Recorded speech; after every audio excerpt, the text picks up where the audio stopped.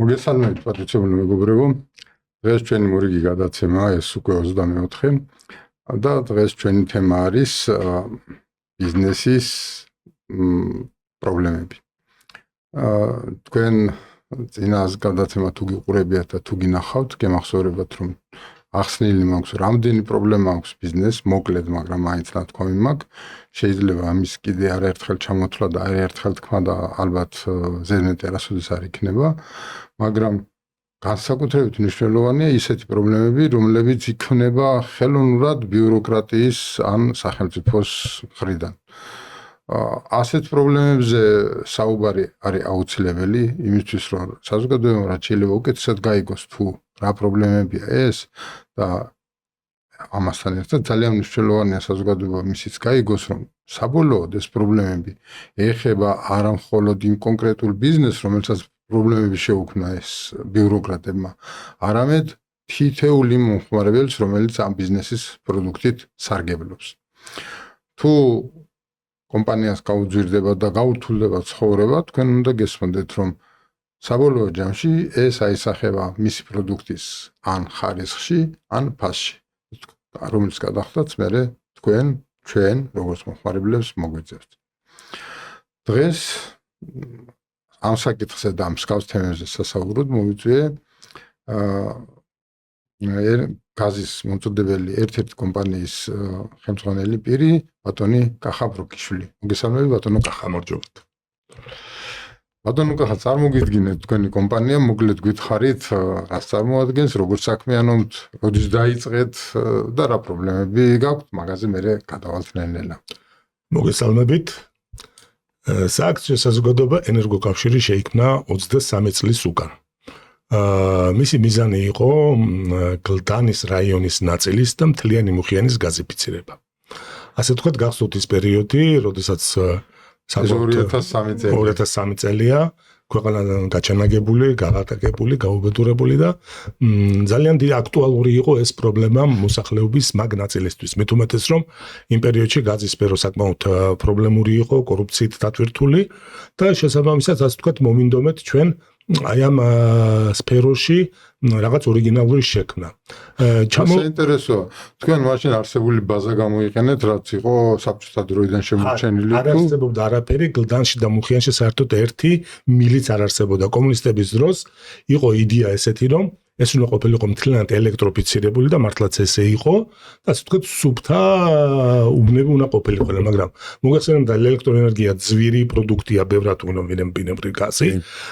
მასზე გათბობა თითქმის შეუძლებელია, იმიტომ რომ მოსახლეობას არც ახლა ურხინს და იმ პერიოდში მე თუნდაც განსაკუთრებით უჭირდა და გაზიფიცირება მათთვის უკვე ძალიან აქტუალური იყო. შესაბამისად, აი ეს ნიშა იყო ცარიელი აბსოლუტურად და მე და ჩემმა მეგობრებმა გადავწყვიტეთ, რომ აი აქ ჩვენი გაგვეხერხებინა ჩვენი იდეა, შეგვექმნა გაზის კომპანია, მართალი გითხრათ, არც ერთი არ ვიყავით პროფესიონალი ამ სფეროში, ჩვენ უბრალოდ გვესმოდა რა არის ბიზნესი, გვესმოდა რომ არის მოთხოვნა მოსახლეობიდან და ტექნიკურ ნაწილში ყავდა რამოდენიმე ძველი მცოდნე გაზის სფეროს სპეციალისტი. უბრალოდ მაშინ რა იყო ტექნიკური ნაწილი კარგად ესმოდათ იმ საბჭოთა პერიოდის სპეციალისტებს, მაგრამ რასაც ერქვა მისი მონეტიზაცია, ფულად ქცევა, გაზის დისტრიბუცია და მიღებული თანხის გასტუმრება, ეს იყო ყოველთვის სერიოზულ პრობლემებთან და კორუფციასთან დაკავშირებული.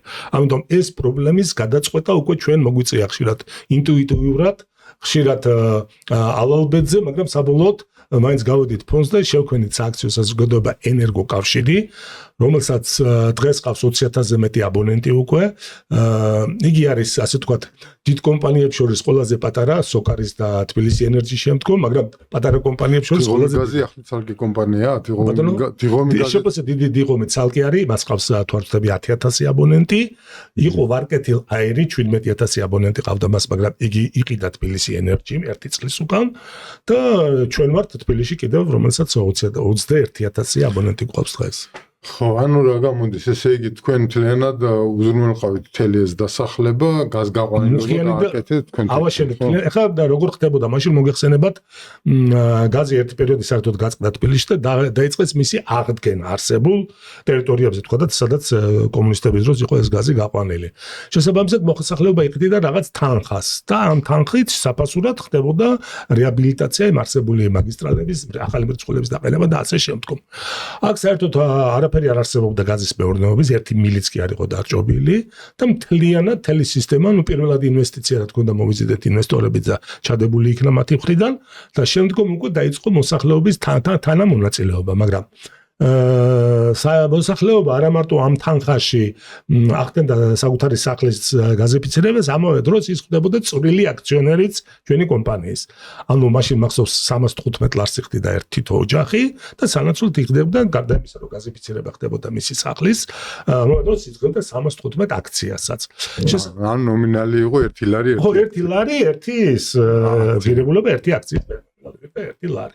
ნუ ამ აქციის გაყიდვის უფლება ქონდა? კი, ეს იყო ღია ტიპის საზოგადოება, მაშინ ასე ვთქვათ, უამრავი ადამიანი, დაინტერესებული პირი, მაშინდელი თბილგაზის წარმომადგენლები ძალიან ესე არაკეთილ მოსრიგნად ვიყურებდნენ, რბილად რო ვთქვათ, თვლიდნენ რომ რაღაც თეთრი ყვავები გამოუჩდით აქ ამ სფეროში და თქვენ საქმეს მიხედეთ რატო ერევით აქ, მაგრამ ჩვენ მათთვის ვამბობთ, ბატონო, ჩემო მშენებლობა გინდა, ტენდერს ვატარებთ, ხოლმე მოდი მიიღე, აშენე. ინვესტიცია გინდა, ღია ტიპის საზოგადოება, მოდი ინვესტიციები ჩადე, აქციები წაიღე. და შესაბამისად, აი ამაზე არგუმენტები არ ქონდა და ბუნებრივია ჩვენც უკვე მე აღარ გაგვიჭირდა ამ პროექტის განხორციელება. ამავე დროს ჩვენ კატეგორიულად მოვიტყოდი არც სანათლისავე მიგვიყვანია სამუშაო ადგილებზე, არც მეგობრები, მხოლოდ ადგილობრივი ხალხი დავასაქმეთ, მათაც რა თქმა უნდა გარკვეული ტრენინგები დაჭირდა, თქვა და წამკითხულად იქნებოდა თუ საავარიო სამსახურში თუ შესაბამის რაღაც პოზიციაზე. და შესაბამისად დღესაც ფაქტიურად 80-90% არის ადგილობრივი. ადამიანი მონდომებულია, დატრენინგება ბევრად ადვილია, ვიდრე ხო, სამსახურს თავაზობ, საფთან ახლოს, მის უბანში, შესაბამისად სფეროა ეს ისეთი, რომ მართლა ქვეყანა თუ არ დაიქცა, სულ საჭიროა და სულ აქტუალურია და შესაბამისად ეს დღეს დაახლოებით ზუსტად გეტყვით 48 კაცი არის ადგილობრივი დასაქმებული. თუმცა თავის დროს მშენებლობები იყო 150-დან 200 კაცამდესაც იყო.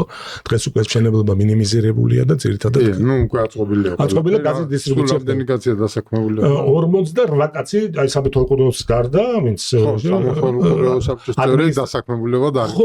ხო, ადმინისტრაციაში ვინც 48 კაცია დღეს დასაქმებული იქ.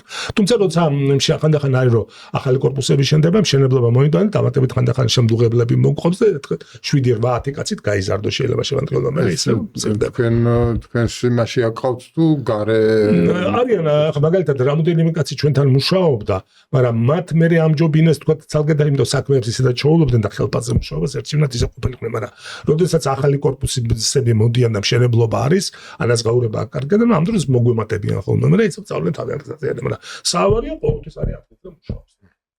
გასაგებია და კარგი 23 წელია ბიზნესი. 23 წელია ფუნქციონირებთ ესე კიდევ ვიმეორებ ბევრი არაკეთილ მოსუნა გლდანის 4-ვე მიკრო თავის დროზე ჩვენ 8 მიკრორაიონია კლასში 4-ვე ჩვენი იყო ჩვენ დავქცელეთ საშუალო წლებებით მე მოხდა ისე რომ ასე ვთქვათ ეგრეთ წოდებული ბიზნესის აღება ვიჩივლეთ ამ ჩივილით მიმაღწიეთ რომ გლდანის ნაწილი სასამართლოს მეშვეობით დავიბრუნეთ. ეს ნაწილი დავიბრუნეთ.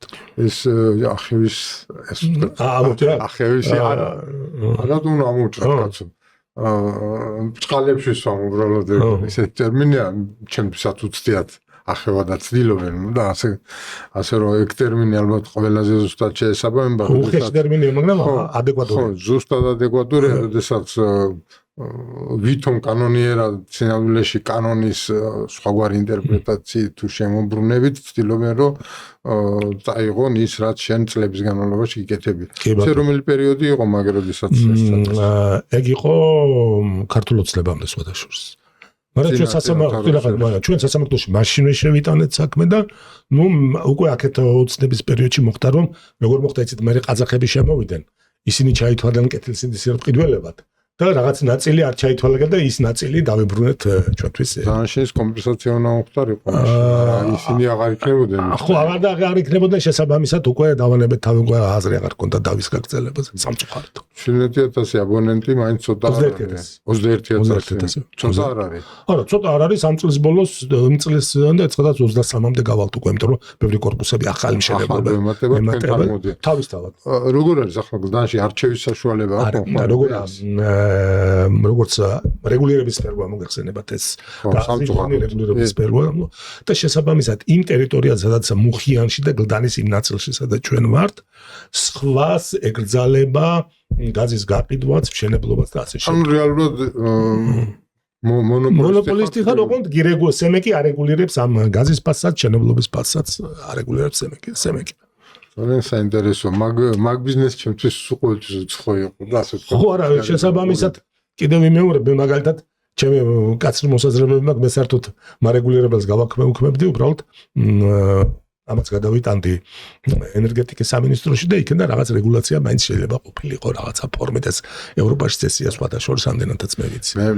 მე არ მგონია რომ აუცილებელი არის რომ სამინისტროდან ან ხელისუფლებიდან იყოს რეგულაცია ალბათ ისედაც ქალაქებში. თვითონ შეიძლება ამ ხარისხი შეიქმნას პროფესიული გაერთიანება და მათთან თვით რეგულაცია მოახდინონ ესეთი რაღაცა. საინტერესო არის მე ჩემ გერმანულ კოლეგას ველაპარაკე ეს მიხსენებია ხოლმე არ ვიცი გადაცემებში შეიძლება არ ჩამიწერია არასოდეს ოღონდ იქ დენის თაობაზე მეთქი დენი როგორ ხდება ჩვენთან ხო თელასი და თბილისში ყიდის მხოლოდ და საქართველოს გარეთ ენერგოპრო ის საქართველოს თბილისის გარეთ ენერგოპრო მთელ საქართველოში თქვენთან როგორ ხდება მეთქი არ არის მეთქი კონკურენცია ამ სფეროში და როგორ არ არისო კაცო ჩვენთანო მე რომ რაღაცა გერმანული ქალაქი მითხრა სადაც ცხოვრობს ერთი 10-მდე კომპანიაო თუ 12-ო შენ რომელთანაც გინდა იმასთან აფორმო ხელშეკრულებასო და მე იქ ტექნიკურად თვითონ როგორ აკეთებენო გადართვა შენი საქმე არ არის ეგეთი არსებობს კი ბატონო არსებობს გაშიც ეგ შესაძლებელია სემექსიც ამას წინ იყო ლაპარაკი ოღონდ რადგანაც თბილისი ენერგიაზე აკეთებენ აქცენტს ეკლებენ უკეთეს პირობებს გთავაზობთ მეთქი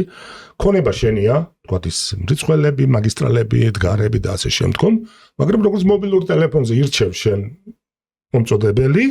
მომწოდებელს და მომწოდებელიდან მოდის ის გატარების ქონების გატარების უხდის ქონების მებათრონს ხოლო აბონენტი უხდის პირდაპირ მომწოდებელს ეს იდეა ევროკავშირის იდეაა მართალია ყველგანჯერ არ დანერგილა მაგრამ ეს იდეაა ხო არა ძალიან სწორია ჩვენთან მაგას რაც ეგ რომ გაიშალოს ეგ და უფრო იგივე მობილურ ოპერატორებში რომ ეგ პრობლემა არ იყოს ცოტა შორს წავედით ახლა მაგრამ მაინც მინდა აზრი რომ დავასრულო. ცუდი ისაა რომ ჩვენ მხოლოდ ორი მომწოდებელი ყავს იდეაში ახლა მაგთი და ისა და ეს გამოწვეულია იმით რომ დიდი სალიცენზიო გადასახადია. სალიცენზიო გადასახადია თუ სხვანაირად კი არ მახსოვს. ყოველწლიური მე მგონი. და ამიტომ პატარა კომპანიებს უჭირს ბაზარზე შესვლა, რომლებსაც პერსპექტივაში კონკურენციის გაწევა შეეძლებათ. ხო, კარგი, მოდი დავუბრუნდეთ ჩვენ თემას, იმიტომ რომ მობილურ კავშირზე შეიძლება სხვა რესპუბლიკა. კი ბატონო, უფრო კვალიფიცირებული არის ამ სფეროში. და საინტერესო იქნება. ეხლა მოდი ვთქვათ ესე, თქვენ შეეხეთ მე მგონი შენობითაც შეიძლება. კი, რა თქმა უნდა. ეხლა შეეხე რაღაც პრობლემები იყო თავიდანო, მასა რა სახის პრობლემები იყო თავდაპირველად აი ბიზნესში. მარტო მთავრობიდან არა, ისედაც რა ზოგადად რა თქმა უნდა.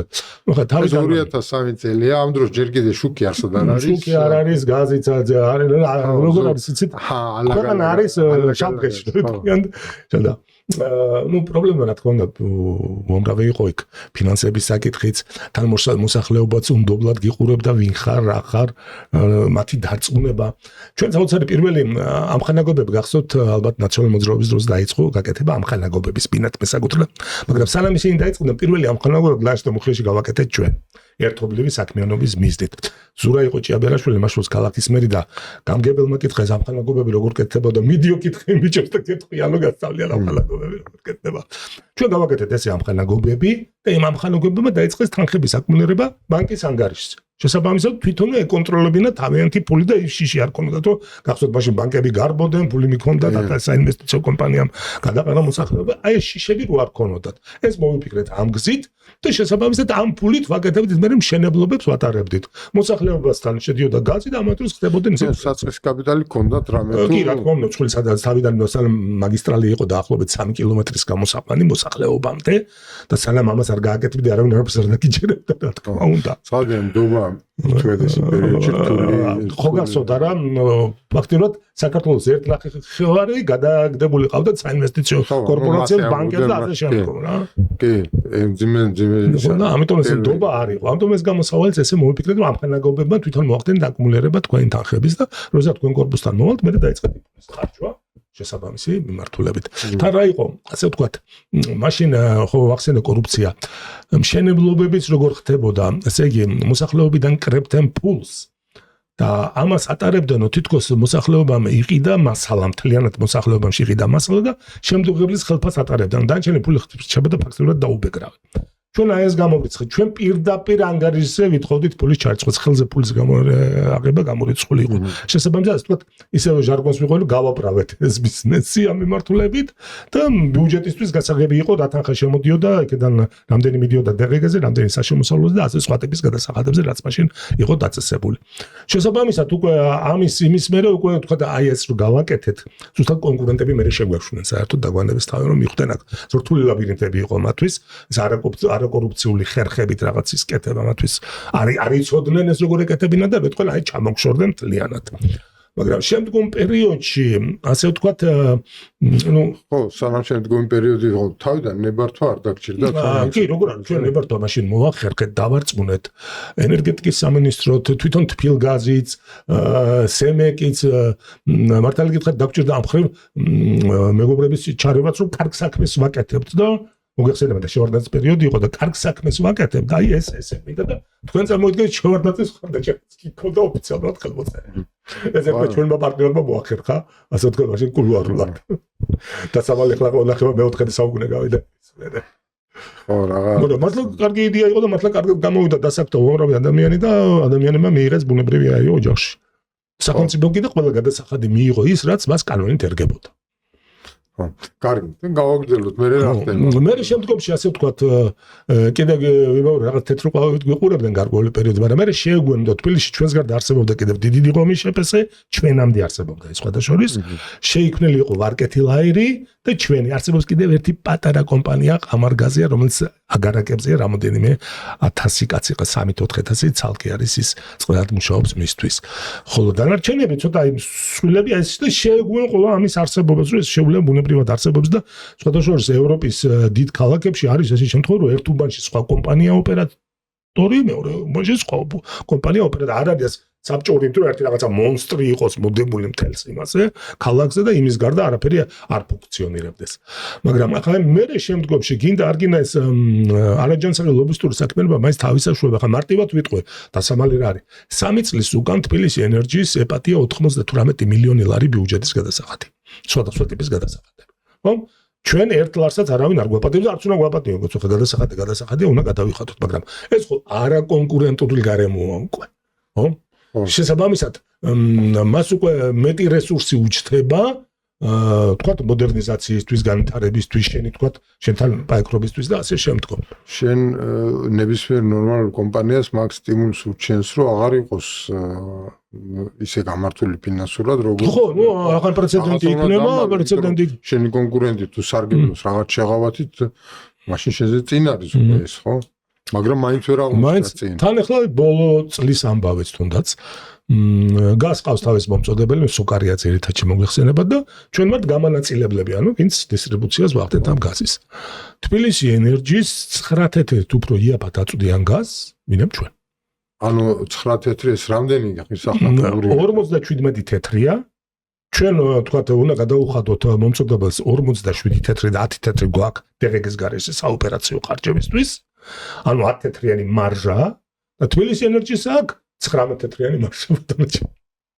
57 თეთრი როცა მომხარებელი. ხო, თქვენამდე რომ მოდის, თქვენ 57 წიხდა, იქიდან მე 47-ს ვუხდი სოკარს, 10 თეთრი მრჩება საოპერაციო ხარჯი. დღეგეს გარეშე. დღეგეს გარეშე ვლაპარაკობ მთლიანად, დღეგეს გარეშე. ეხლა რატო რა ხდება და რატო იმას 38-ად აძლევს. ხო, იმას ბევრად უფრო 9 თეთრიანი. ციფრებში რო გადავიყვანოთ თქვა და რა თბილისში ენერგი მოიხმარს და ახლო 1 მილიონზე ეს არის 90,000 ლარი. თბილისში ენერგი მოიხმარს დაახლოებით 9 მილიარდს.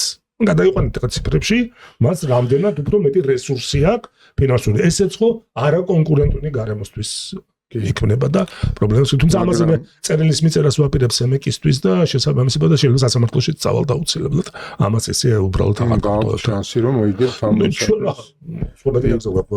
ძველ დრო არ ახვლით მოწოლა რა. მე უნდა გადაწყვეტ იმ ინსტიტუტებით რაც არსებობს სახელმწიფოში და გაყვე იმას თანამდებობით. არა მაინდა-მაინც კაი გამოცდილება. არა, სულაც არ ვარ მოხიბლული და ის რომ ყველაფერი ისე წავა როგორც თქვა ობიექტურობა და კანონიერება მოითხოვს, მაგრამ გამოსავალი სხვა არის. ჩვენ უნდა გამოვიყენოთ ეს ინსტიტუციები და გამოვიყენებთ კიდეც. კი, საერთოდ ცოტა რთული საკითხია, როდესაც ფასის გამოგიწევს სასამართლოში წასვლა, ეგ ნიშნავს, რომ საქმე უკვე კარგად არ არის, იმიტომ რომ ფასის გამო სასამართლოში კი არა, ალტერნატივის მოძებნა უნდა. ახლა და რა გვაქვს ახლა, უნდა გვაქვს რომ ჩვენ მომწოდებელი ერთი გვყავს ბაზარზე. სოკარი. ხო და ეგ არის მთავარი პრობლემა ზუსტად. და ბუნებრივია ამ დროს ახლა რო იყოს თქვა რუსული გაზიც მასთან ნორმალური ურთიერთობა არსებობს, თქვა ირანი რო არ იყოს და ირანიდანაც გადაარჩევნის საშუალება იყოს და გაზის ბირჟა და ბაზარი არსებობდეს. კი ბატონო, მაშინ კონკურენტი ყავს ერთი.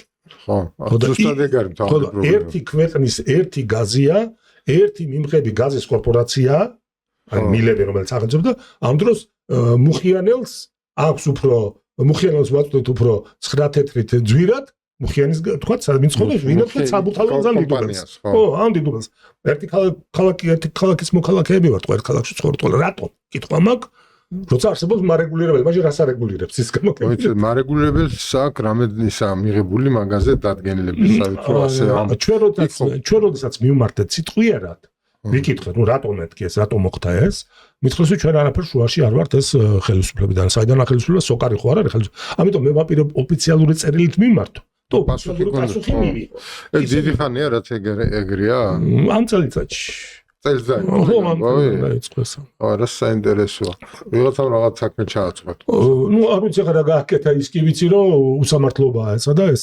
57 ყიდულობდნენ ისინიც თუ თქვენ აგიცი ეს არა ფაქსი ჩვენ იგივეა ზედა თქვენთვის არა თქვენთვის კომპანიების არა იმად დაუციეს იმად ამ ისინიც 47 იხდიდნენ და დაუციეს ისინი ხო ისედაც სუბსიდიაზე იჯდნენ თუ აღარ იჯდნენ კარგია რომ აღარ ზიან სუბსიდიაზე კარგია რომ გამოდის ჩვენ კიდე ფული ჯიბიდან ვიხდით ბიუჯეტიდან იმპულს რა მათ შორის აკეთ უნდა იყოს კაცო თქვენი მოხმარებელი ხო რა ჩემი მოხმარებელი უნდა იყოს ეგეთ ფული ატო ხო ცალია სუბსიდია ყოველთვის არა სუბსიდია არის კარგით ესე იგი ახლა თქვენ მაშინ საჩელს თუ მოამზადებთ ეს როგორ ფიქრობთ დაახლოებით რამდენი ხანში პირველ რიგში ჩვენ ვაპირებთ რომ ჯერ მივწეროთ წერილი ოფიციალური პასუხი მივიღოთ სიტყვით ერთია რომ მითხარი და მეორე ოფიციალური რომ მომწერს ამ ოფიციალურ პასუხს იმის და მიხედვით გადავწყვეტავთ მოქმედებას მე ხო, გასაგებია, რა თქმა უნდა, თუ დოკუმენტი არ აქვს სასამართლოში. ხო, ახლა რაზე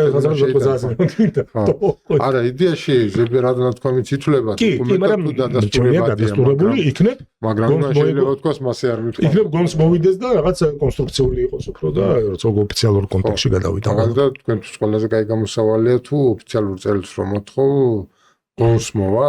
ხო, იმედი, ჩვენ სულაც არ ვსიამოვნებთ. ჩვენ სულაც არ ვსიამოვნებთ ის, იმიტომ რომ ჩვენ მაგალითად სერიოზული ნამუშევრები გვაქვს თავისოზე გაკეთებული მეორად ენერგიებზე, მზის სისტემებზე, საპილოტო კორპუსიც გვაქვს გაკეთებული თემქის ტერიტორიაზე, მუხიაში მინდოდა მაგრამ რაღაც მიზეზის გამო თემქაზე გაკეთდა მერე და ამ კუთხითაც გვაქვს, ანუ ჩვენ სულ არ ვსიამოვნებთ სასამართლოში დავა და ბიუროკრატიასთან კამათი და აპარატთან ურთიერთობა. ჩვენ ბიზნესის განვითარება და წინსვლა გვერდჩევნია, მაგრამ ხალხი იძულებული ვართ მეტი გზა არ გვაქვს. ხო, არა, როცა მეტი გზა არ აქვს, აბარა მეტი გზა არ გვაქვს. ხო.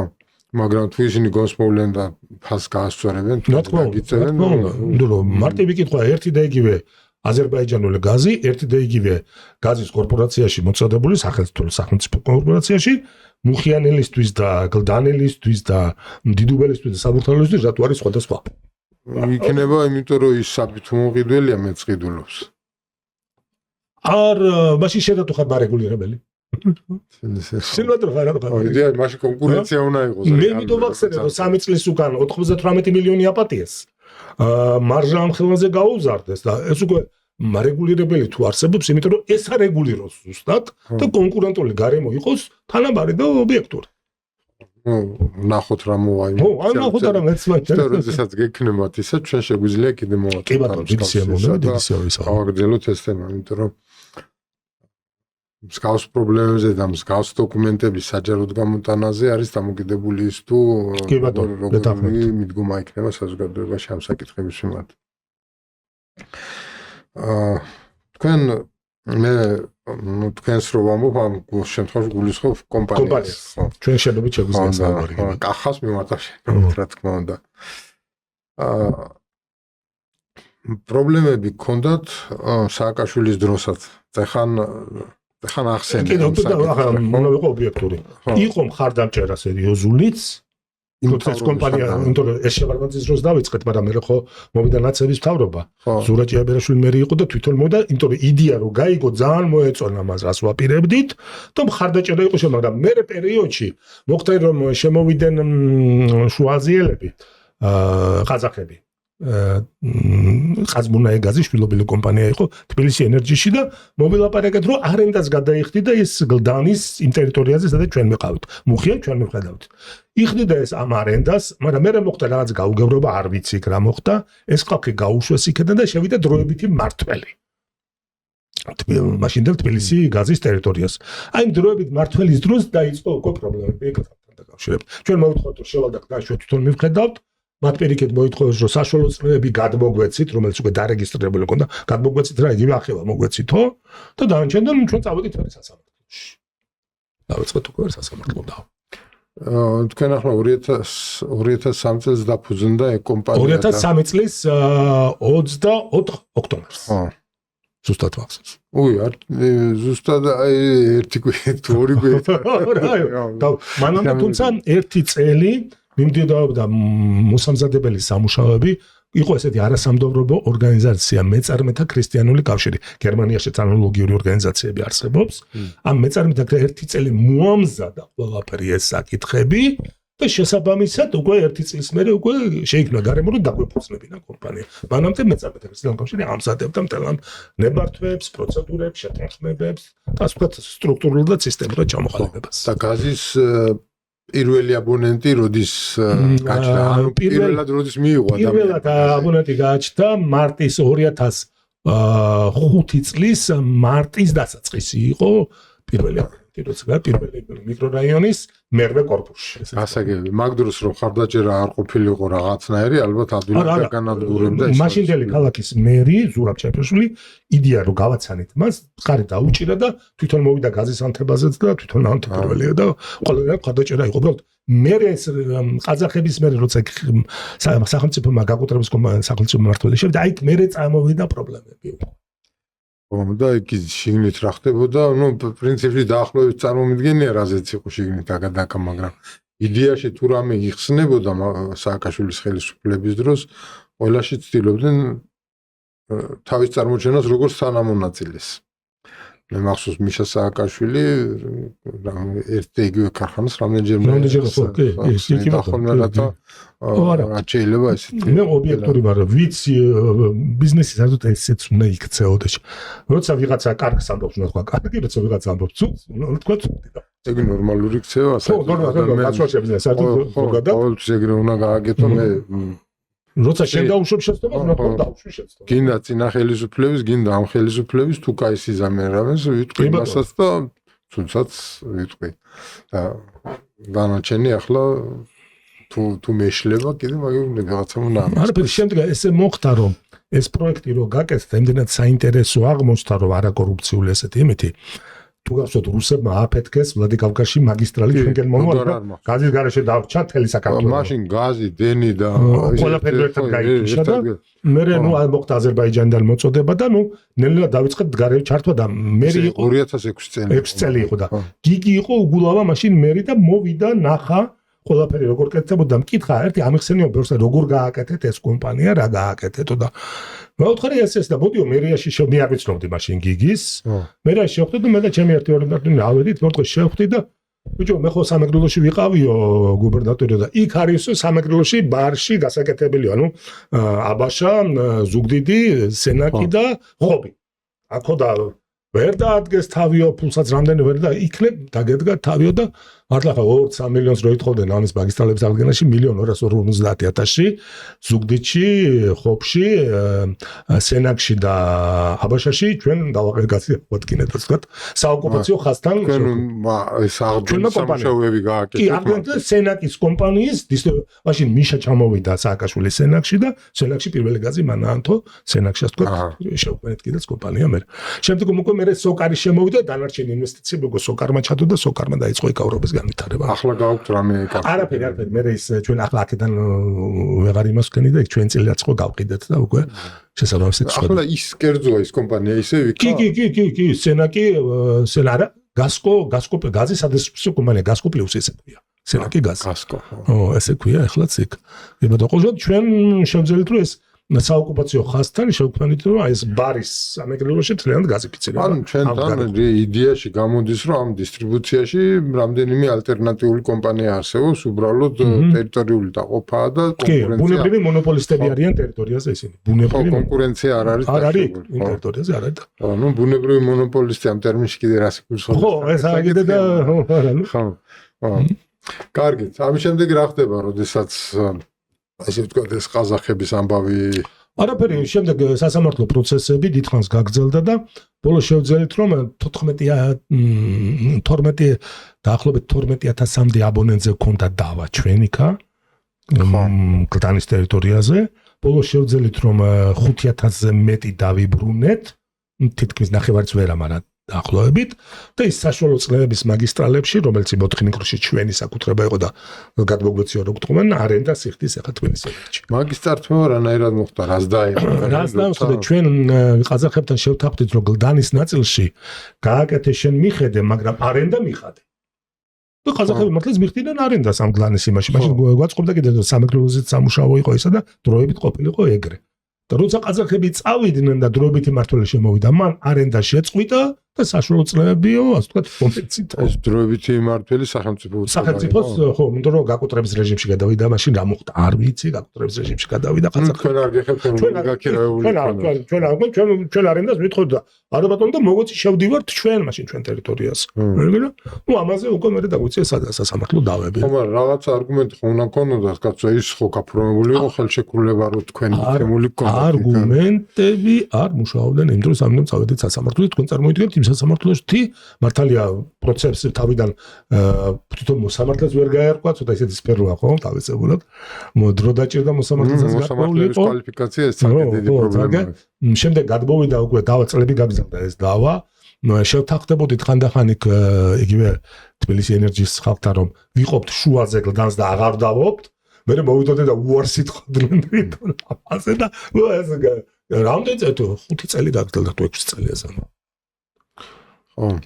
სასამართლოში წასვლა ეს კიდევ ცალკე ბიზნესისთვის ცალკე პრობლემაა როცა სასამართლო გადაწყვეტილებას დროულად ვერ იღებს და ეს ჭიანურდება ამდენი ხანი ეს პროცესები ხო აი მივედით სასამართლომდე რომელიც მართლა დიდი პრობლემაა მაგაზე წინა გადაცემებში თქვენთან ლაპარაკი და ამ შეხებამ ალბათ გითხრა რაღაცნაირად რა არის საჭირო იმისთვის რომ სასამართლოში ასეთი პრობლემები არ იყოს როგორ ვფიქრობ შენი საქმე რა გადაწყდებოდა ეს ახლა მაქს სფეროში ის მაგრამ მე მაგალითად სიამოვნებით აი ბიზნეს საერთოდ გამოუყოფდეთ ცალკე სასამართლოში არ გავუშვიდე კერძო არბიტრაჟებს შევხვდით წადიდა იქიდან ძალიან სწორია მე მგონი წადიდა იქ ბიზნესი აქაც სისხლის სხვა არის სხვადასხვა მაგრამ აი ბიზნეს კერძო არბიტრაჟში მინდა გადაწყვეტეთ ყველაფერი ხო თქვენ ახლა რეალურად ურჩიოდით ვის სახელმწიფოს თუ არა იმას ენერგიის მაშინდელ თბილგაზს თბილგაზი. ხო, თბილგაზი ერქვა და სახელმწიფოში PS იყო, ხო? არა, მაშინ იყო ჯერ ყაზახების. ხო. ქონება ისევ ყაზახების რჩებოდა, მაგრამ მართველი შევიდა სახელმწიფო. ფაქტიურად იურიდიულად გაკოტრების რეჟიმში გადავიდნენ, შეპესეს ხო, ეს თანხმობა გაკოტრების რეჟიმშია გადასული კომპანია და შემდეგ დარგიშვლებს ხელსაც არ გითხოვს. რა საინტერესოა და ეს საკუთრების წართვა რანაირად შეიძლება მოხდეს ესე, იმიტომ რომ შენსაც არ გითხოვს. ხო, რეგისტრირებულია მაშინ. რეგისტრირებულია და თან სემეკის გადაწყვეტილება რომ ის არეალით შენია. აი ხალხ ხო შემიძლია მეც მუხიანი თქვა ვიღაცას მივაქირავ, მაგრამ არეალი ჩემია, ქონება ჩემია, ეგ თლიანად ყველა ლიცენზია ჩემია. უფლება გაქირავე, მაგრამ ლიცენზია ჩემი. არა, იგივენაირად ახლა დავუშვათ შენ რო იქირავო თემკაზე, ესე თემკა. კი, შეიძლება ვიქირავო თემკა და თბილისის ენერგიის უხადო არენდის ფული მაქვს. ხო. და მე თქვა არა ჩემია. არა ჩემია ხო რა. ბინა რო გავაქირავო და მე მეთხას არა ჩემია სახელი ძალიან.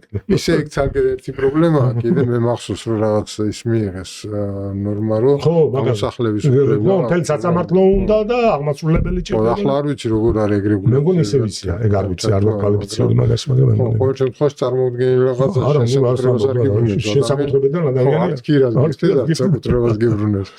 წარმოუდგენელი. მაგრამ, ნუ, როცა საკუთრების უფლებას პატივს არ ცემენ, იმ ადგონებაში შესაძლებელია. კერძო საკუთრებისთვის, კერძო საკუთრება არის თანამედროვე ცივილიზაციის განვითარების ქვაკუთხედი. ყველა ციგნიერმა გაცმა იცის ეს ელემენტარული ჭეშმარიტება. ხო.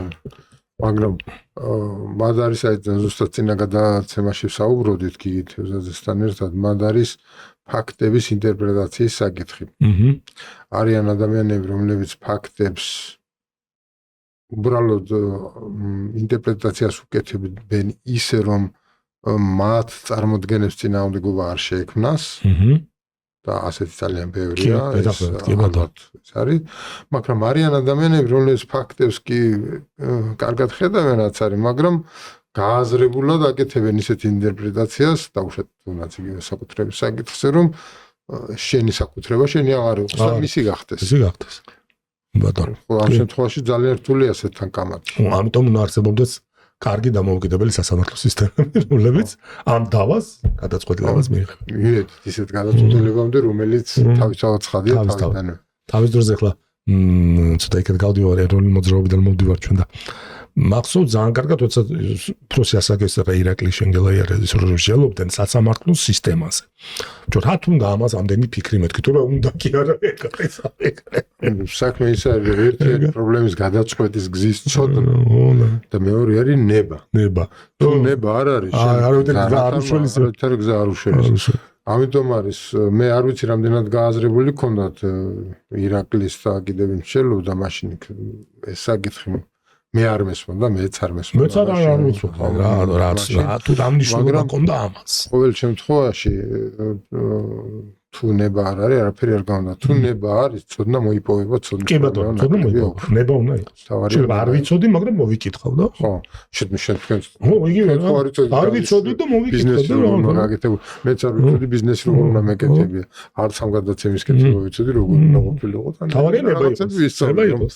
რო დავინტერესდი და მოვინდომე გაკეთდა. და ყველაფერს მოახერხე, როცა მომდომებაა და არავინ არ გიშლის ხელს. კარგი, და ახლა მე სამაკ გამოგზავნილი სასამართლოზე რა ხარ ვლაპარაკობ, შეფასე იმერის შემთხვევის სამაკ გამოგზავნილი თუ გადახედა იმას და რა საბეჭდილება დატოვა შენზე, მაგრამ გადახედა. პირველი რაც ისე ვნახე, რაც ყველაზე ჩემი გაღიზიანებელი გაწელილი პროცესია საშ. აშკარად გაწელი. თუმცა გადაწყვეტილება რაღაცა არის, მაგრამ მე უარსეუნებიან გაწელება.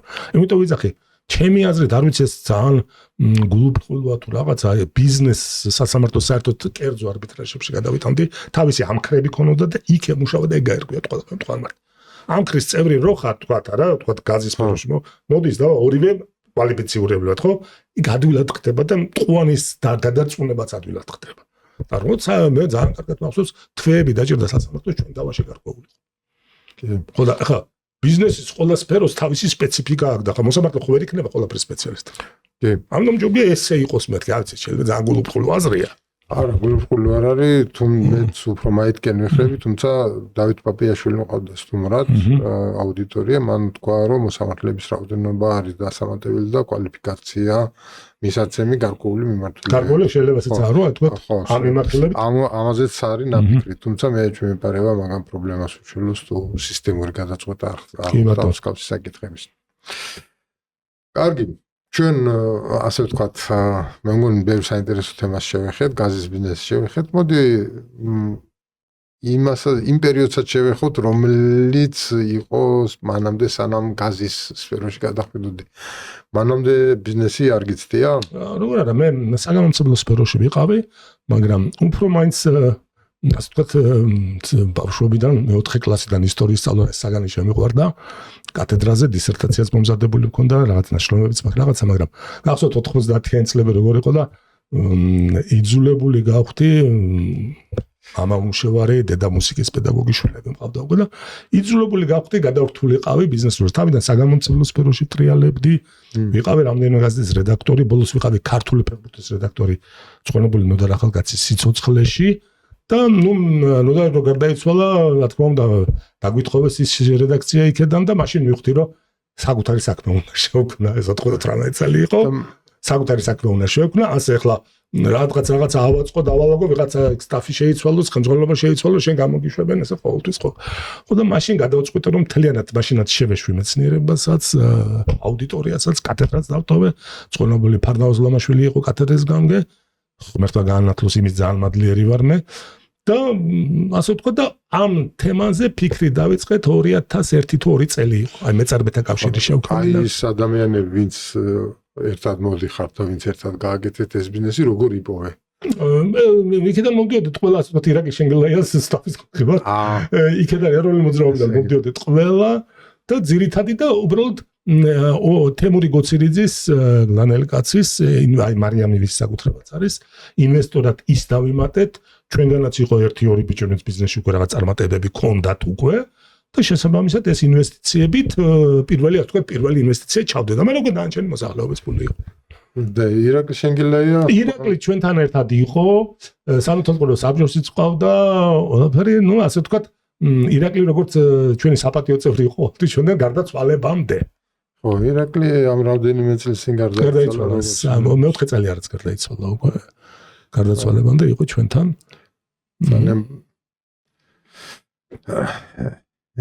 ძალიან დიდი ხანი როცა იცნობ ადამიანს, ცოტა ძნელია შეგო ასეთ ფაქტებს, ცოტა ძნელია დატოვა, მაგრამ რასიზამ.